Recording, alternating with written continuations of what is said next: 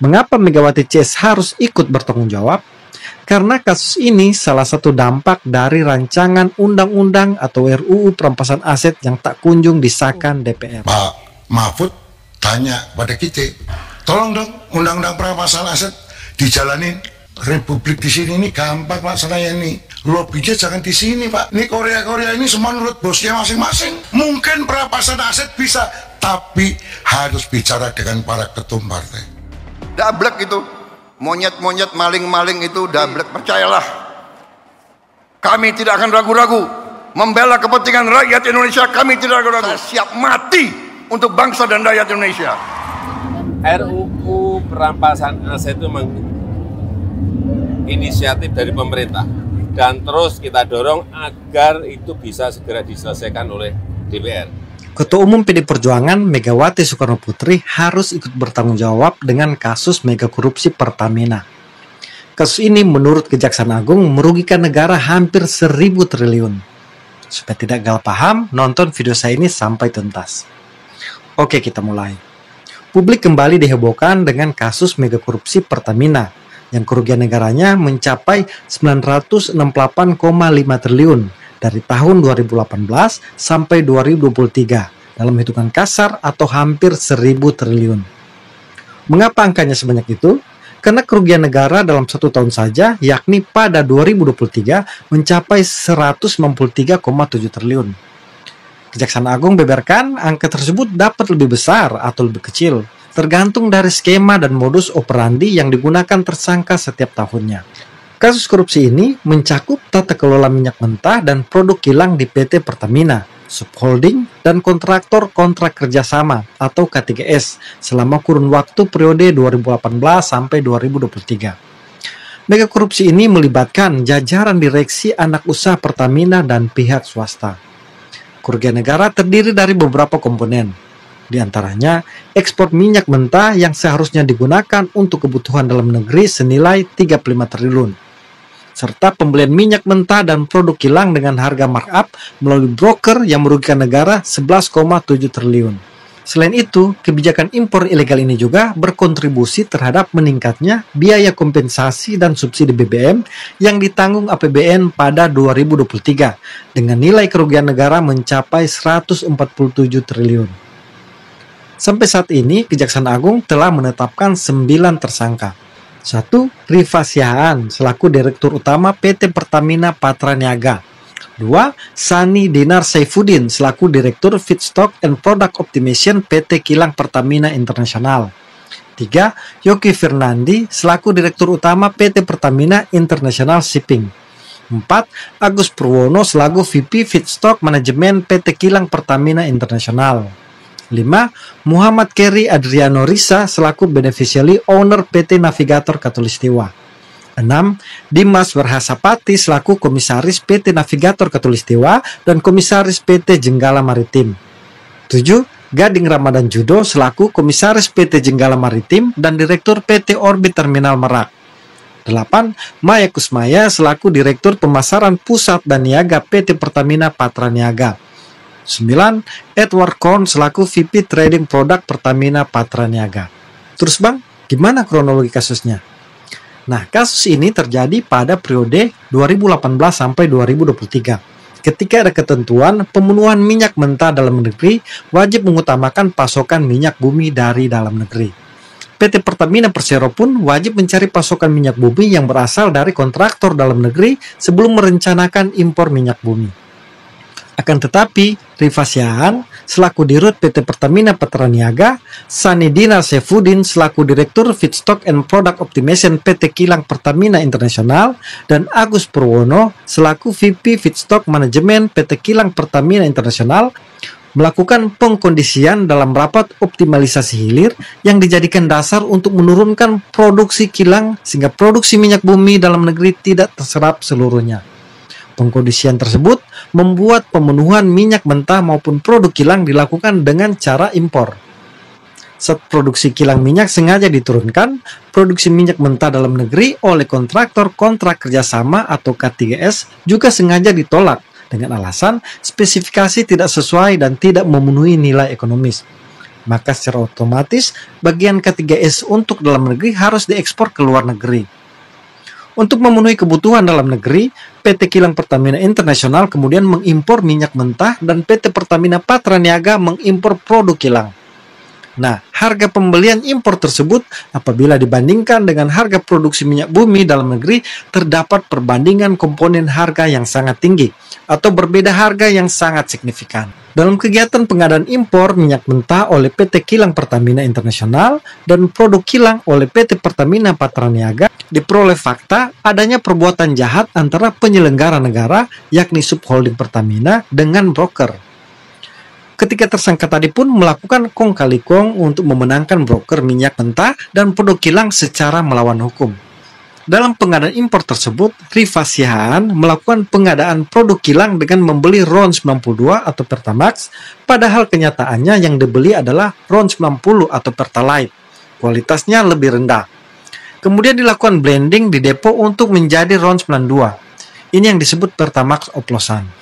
Sementara tersangka Yogi Fernandi selaku Direktur Utama PT Pertamina International Shipping dalam melakukan pengadaan impor minyak mentah dan produk kilang PT Pertamina International Shipping sengaja di markup sebesar 13 hingga 15%. Hal ini menguntungkan pihak broker yakni tersangka Muhammad Keri Adriano Risa selaku beneficial owner PT Navigator Katulistiwa. Nah, dampak adanya impor yang mendominasi pemenuhan kebutuhan minyak mentah harganya menjadi sangat mahal. Selain itu, tersangka Dimas Warasapati selaku Komisaris PT Navigator Katulistiwa dan Komisaris PT Jenggala Maritim dan tersangka Gading Ramadan Judo selaku Komisaris PT Jenggala Maritim dan Direktur PT Orbit Terminal Merak berkomunikasi dengan tersangka Agus Purwono selaku VP Feedstock Manajemen PT Kilang Pertamina Internasional agar bisa memperoleh harga tinggi pada saat syarat belum terpenuhi dan mendapatkan persetujuan dari tersangka Sani Dinar Saifuddin selaku Direktur Feedstock and Product Optimization PT Kilang Pertamina Internasional untuk impor minyak mentah, serta dari tersangka Rifa Sihaan selaku Direktur Utama PT Pertamina Patraniaga untuk produk kilang. Akibat kecurangan tersebut, komponen harga dasar yang dijadikan acuan untuk penetapan harga indeks pasar atau HIP BBM untuk dijual kepada masyarakat menjadi lebih tinggi. HIP tersebut dijadikan dasar pemberian kompensasi maupun subsidi BBM setiap tahun melalui APBN. Sedangkan peran dua tersangka yang baru dirilis kejaksaan yaitu Maya Kusmaya selaku Direktur Pemasaran Pusat dan Niaga PT Pertamina Patraniaga dan Edward Kohn selaku VP Trading Operation PT Pertamina Patraniaga sebagai berikut. Maya dan Edward dengan persetujuan tersangka Rifa Sihaan selaku Direktur Utama PT Pertamina Patraniaga melakukan pembelian bahan bakar minyak RON 90 atau lebih rendah dengan RON 92.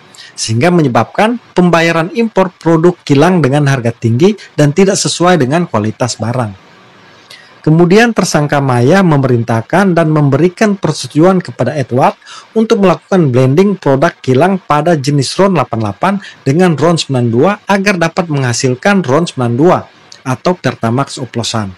Proses blending tersebut dilakukan di terminal atau storage PT Orbit Terminal Merak milik tersangka Muhammad Keri Adriano Risa selaku beneficial owner PT Navigator Katulistiwa dan milik Gading Ramadana Jodo selaku komisaris PT Jenggala Maritim dan Direktur Utama PT Orbit Terminal Merak. Perbuatan tersebut menyebabkan pembayaran impor produk kilang dengan harga tinggi tidak sesuai kualitas barang. Terus Bang, gimana hubungannya dengan Megawati? Begini, secara fakta hukum belum ada kaitan kasus ini dengan Megawati atau petinggi PDIP lainnya ataupun partai lain. Tapi biasanya kasus mega korupsi seperti ini akan melebar atau menyeret sejumlah politisi atau partai. Karena untuk mengamankan modus operandinya, biasanya mereka melakukan penyuapan ke politisi atau petinggi partai yang punya kekuasaan saat itu. Nah, mengapa Megawati CS harus ikut bertanggung jawab? Karena kasus ini salah satu dampak dari rancangan undang-undang atau RUU perampasan aset yang tak kunjung disahkan DPR. Sementara, menurut elit PD Perjuangan yang juga Ketua Komisi 3 DPR, Bambang Wiryanto atau Bambang Pacul, untuk mengesahkan undang-undang perampasan aset hanya tergantung ketua partai. Pak Mahfud tanya pada kita, tolong dong undang-undang perampasan aset dijalanin. Republik di sini ini gampang Pak Sanaya ini. Lobbynya jangan di sini Pak. Ini Korea ini semua menurut bosnya masing-masing. Di sini boleh ngomong kalah Pak. Bambang Pacul ditelepon, Ibu Pacul berhenti, siap. Ini laksanakan Pak.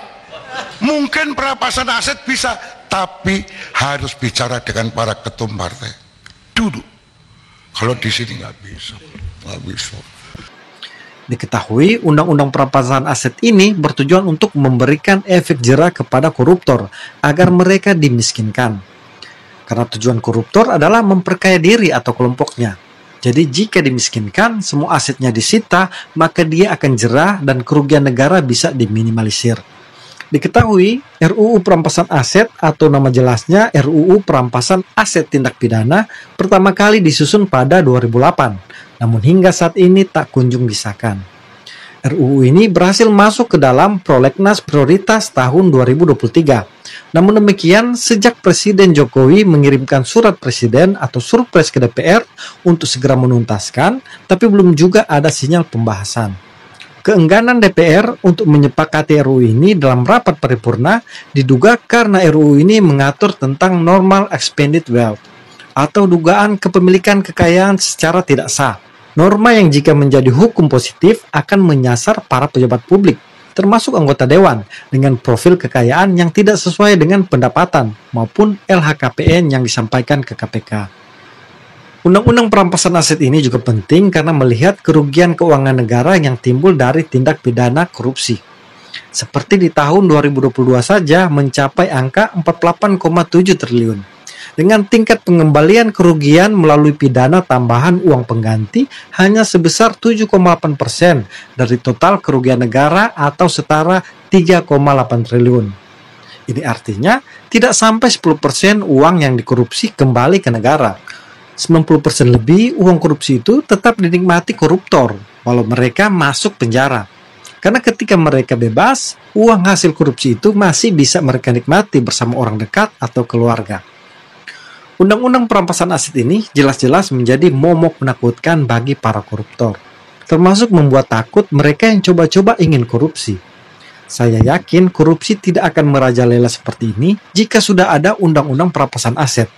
Termasuk mungkin para tersangka korupsi Pertamina ini akan berpikir panjang jika ingin melakukan korupsi. Terus Bang, gimana dengan Pak Jokowi? Pak Jokowi juga tak mampu mendorong RUU perampasan aset. Jokowi sendiri sudah berkali-kali mengeluarkan statement tegas yang mendorong RUU perampasan aset. Selain mengeluarkan surat presiden, Jokowi juga sering menyindir DPR. Termasuk saat DPR cepat merevisi Undang-Undang Pilkada. Jokowi meminta respon cepat yang sama harus dilakukan di RUU perampasan aset. Namun nihil. Hingga sekarang, RUU perampasan aset tak kunjung menjadi undang-undang. Menurut saya, Jokowi memang tidak punya kekuasaan di DPR. Karena Jokowi bukan ketua partai, malahan sering diperlakukan sebagai petugas partai. Jika merujuk pernyataan Bambang Pacul tadi, yang bisa menentukan dan menuntaskan undang-undang perampasan aset adalah ketua partai, termasuk Megawati. Jika Megawati dan ketua partai lainnya sepakat untuk menuntaskan RUU perampasan aset, maka dijamin tuntas. Karena DPR yang punya kewenangan legislasi adalah perwakilan partai politik.